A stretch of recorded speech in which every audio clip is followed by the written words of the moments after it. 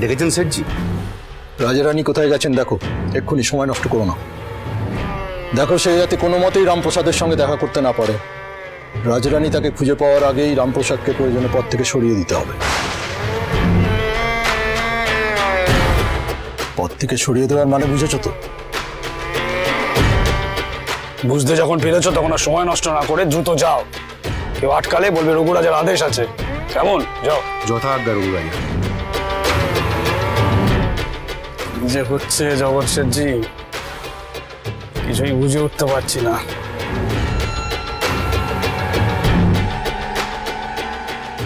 আমি আবারও বলছি, রঘুরাজা দুর্বল হবেন না আপনি। না শেঠজি,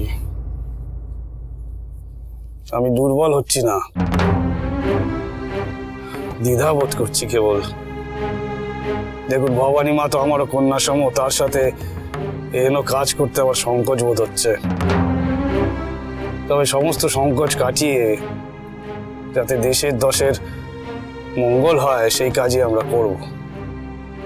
দেখুন, সিরাজদৌল্লা যদি আপাতভাবে আপন ভোলা রামপ্রসাদকে পাঠিয়ে থাকেন তাহলে বলতে হবে এ অতি বিচক্ষণ চাল। তিনি রাজরানীর ধর্মীয় বিশ্বাসকে কাজে লাগাতে চাইছেন। কিন্তু আমরা বয়োজ্যেষ্ঠরা থাকতে এখানে অনর্থ কিছুতেই হতে দেব না।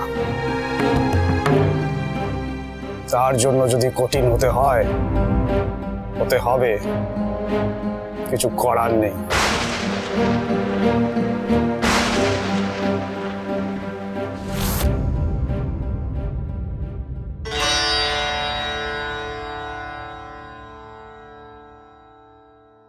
মা,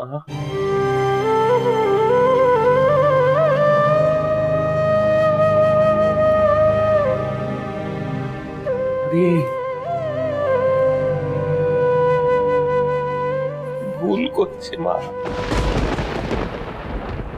সকলে ভুল করছে আমায় আটক করে। কেন মা? তা করুক, যদি তোর আকুতি রক্ষা করতে পারি মা,